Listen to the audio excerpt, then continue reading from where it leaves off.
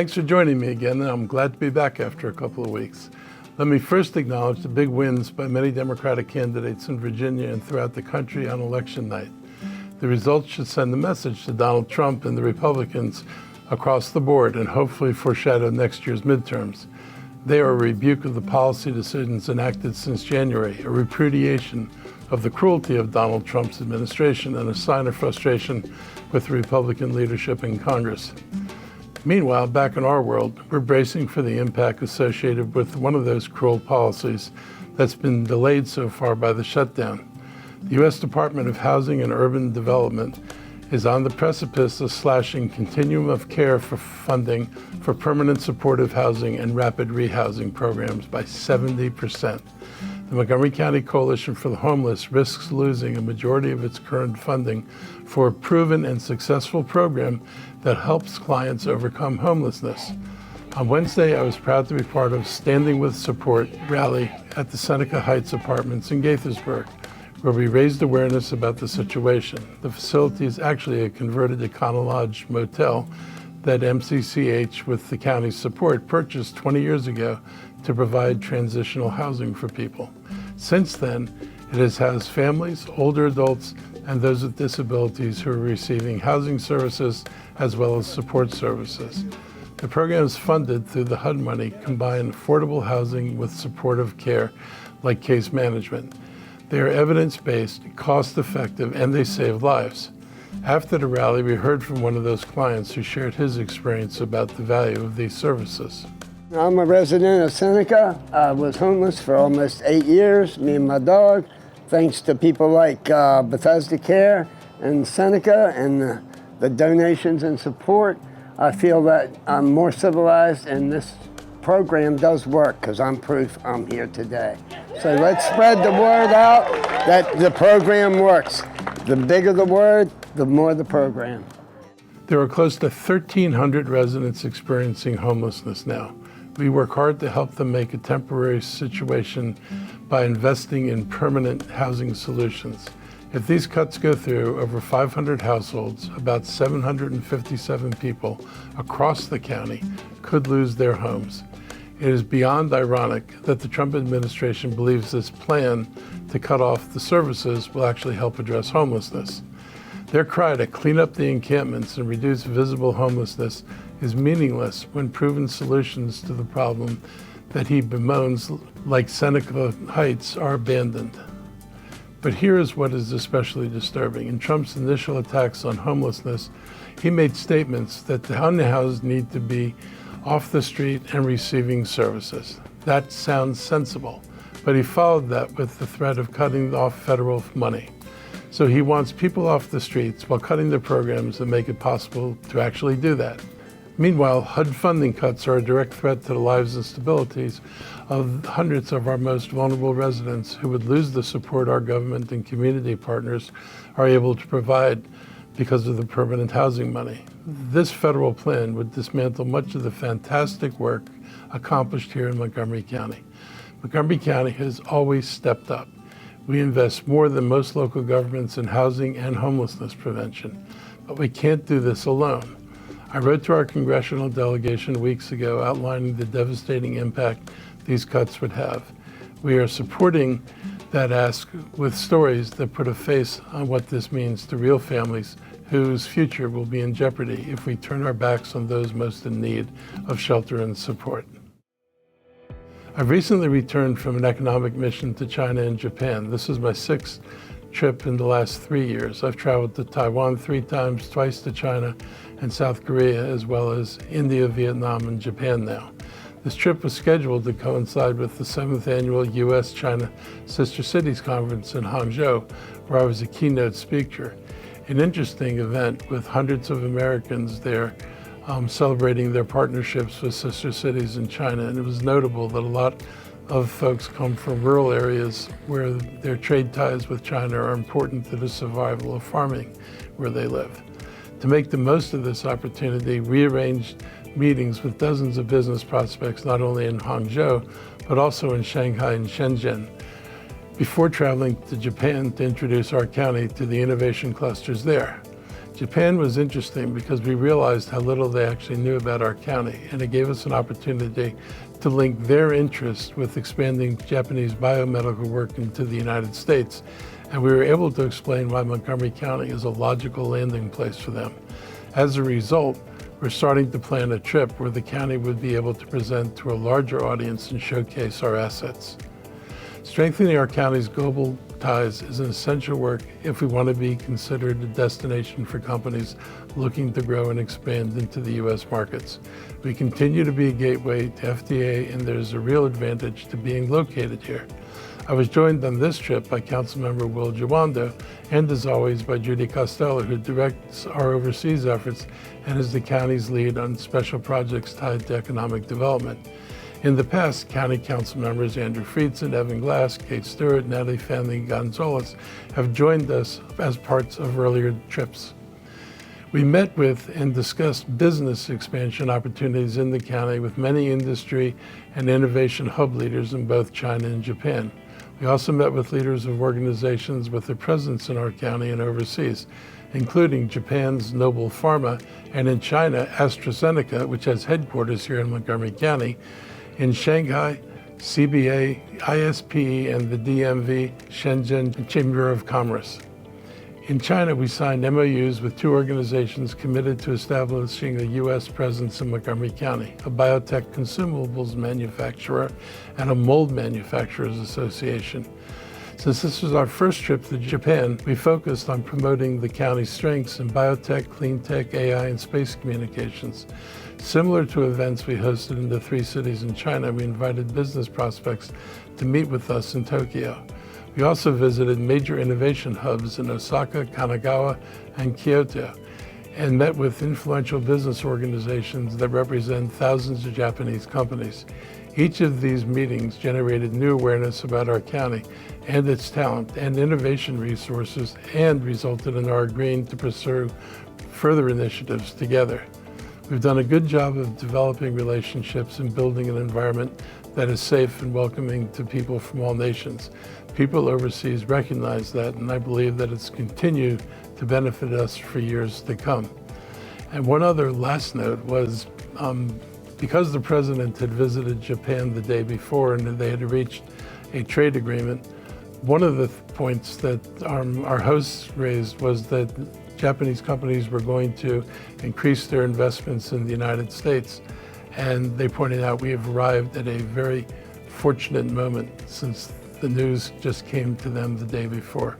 So we're kind of excited about the possibilities and look forward to building a stronger relationship with Japan. I'm grateful for the court decision on Monday to protect SNAP users and Maryland Governor Wes Moore's action to help families who will not receive SNAP assistance on time this month. The federal money they receive is crucial for thousands of families in Montgomery County and beyond who rely on it to put enough food on the table each month. We discussed some of the details on Tuesday when I joined Representative Jamie Raskin and April McLean Delaney at one of our major food provider partners, Manna Food Center. We heard from Manna Executive Director Craig Rice about residents who are receiving food donations for the first time, as well as those who have jobs but are in limbo due to the longest government shutdown in U.S. history. The federal court's action on SNAP benefits seemed to force the Trump administration to use $5 billion in USDA contingency funds to cover roughly half of November's SNAP benefits nationwide. But the president is once again playing games with that money.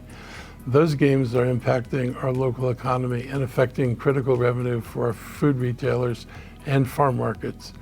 This should never have taken a lawsuit to force the federal government to pay SNAP benefits, because threatening to cut off food benefits to families, seniors, and children is just simply cruel. Under normal circumstances, Maryland's November benefits would have begun on November 4th. The Maryland Department of Human Services now expects that households that should have received benefits this week will be able to get them next week. But that's only if the Trump administration is forced to spend the money they've been ordered to spend. I appreciate Governor Wes Moore for stepping up once again to prevent harm to the people we serve. The money the state is committing will cover the remaining half of November's SNAP benefits. This crisis has been very disruptive for families who are already stretched thin. county and state leaders, along with our congressional delegation, will continue to push for timely, reliable, and distribution of benefits every month. If Montgomery County residents need food while they wait for benefits to be issued, or for any other reason, help is available. Our nonprofit partners are continuing regular food distributions and stand ready to support households in need. Information on food distributions can be found at montgomerycountymd.gov/foodhelp, or you could just call 311. I know that many of our residents would like to help, and some may be buying food to donate. MANA leaders asked us to remind residents that they and other nonprofits get food in bulk and at lower prices. Donating the cash rather than using it to buy food yourselves can help feed more people more effectively. People mobilizing together is incredibly important to help us during this incredibly difficult time. We rely a lot on our government partners, but the reality is so much comes outside from individual donors, those who volunteer, giving their time, their talent, their treasure. All of those are kinds of ways in which they can step up. There are lots of people who want to do food raisers, who want to donate food. I just want to remind folks that it's better for you to donate to your food bank the same money that you would spend. We can leverage those dollars farther.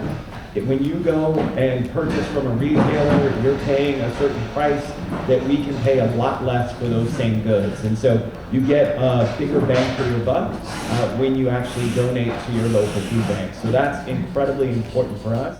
I just want to say one last thing about, these talking about SNAP and, talking about homelessness. All of this is being done for one reason and one reason only. This is all about giving tax cuts to billionaires. And you have a president who's willing to put people back out on the street and willing to make people hungry and reduce the amount of food they get. So billionaires, obviously the most needy people in America, can make even more money. It is astounding. And what's even worse is to think that the entirety of the Republican Party is comfortable with creating homelessness and creating hunger as a political tactic. Unbelievable and just not appropriate. In Montgomery County, we are committed to making sure people can live well at every stage of life. 10 years ago, we launched the Age-Friendly Montgomery Initiative, which enhances the county and ensures that we remain focused on allowing all residents to thrive to their full potential.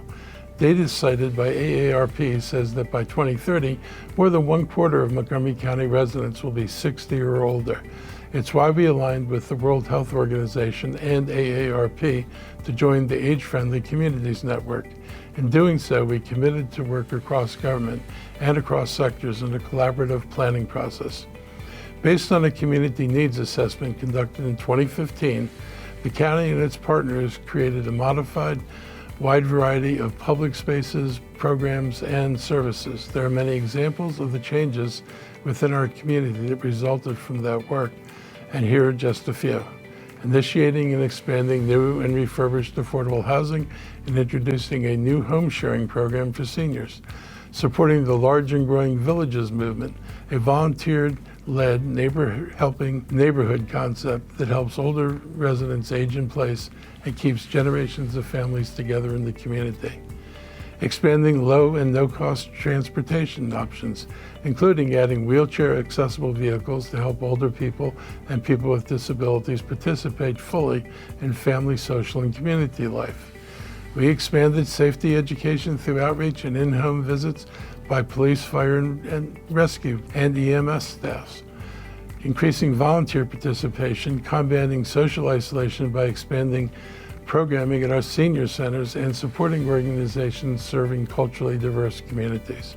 We've promoted employment for older workers in partnership with WorkSource Montgomery and Jewish Council for Aging's virtual 50+ employment expos and job training programs.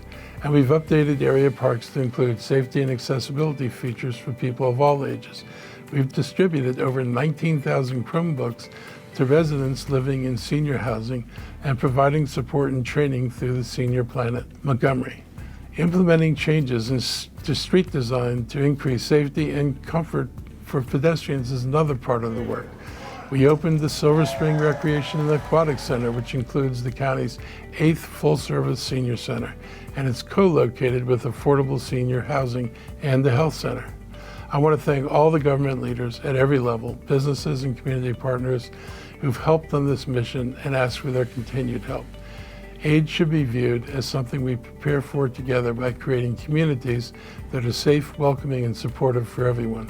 Keeping the focus on older adults through this initiative helps make Montgomery County a stronger and more inclusive community. You know, part of Age Friendly is committing to a process, and that process is grounded in first an understanding of what people need. So you've got to do some surveys, you got to do some listening sessions and focus groups. You have to understand what people are experiencing. So we did this in 2015, a very in-depth assessment process, and we're doing it again. You know, Age Friendly is comprehensive, yes. So we are talking about police, we are talking about libraries and health and human services, and the roads, you name it. So it's gonna take a while for people to kind of tell us what they think, whether it's through the survey, and we'll have it translated, or through listening sessions and focus groups. So that process is going to be going on like in November, December, possibly into January. And then we'll have a report that results from that. And hopefully it's going to shed light onto some areas that we really need to focus on. Next Tuesday, November 11th, is Veterans Day. I'm proud to join with the Montgomery County Council in supporting Operation Greenlight, a program sponsored by the National Association of Counties to honor those who've made immeasurable sacrifices to preserve freedom. You'll notice displays of green light in our community starting this week. If you own a business or can change the hue of your outdoor lights to support veterans, it would be appreciated. Be sure to thank a veteran for their service to our country and their commitment to everyone's freedom. That's a wrap for today. I hope you're all hanging in there. I hope you have a great weekend, and I'll be back again next week.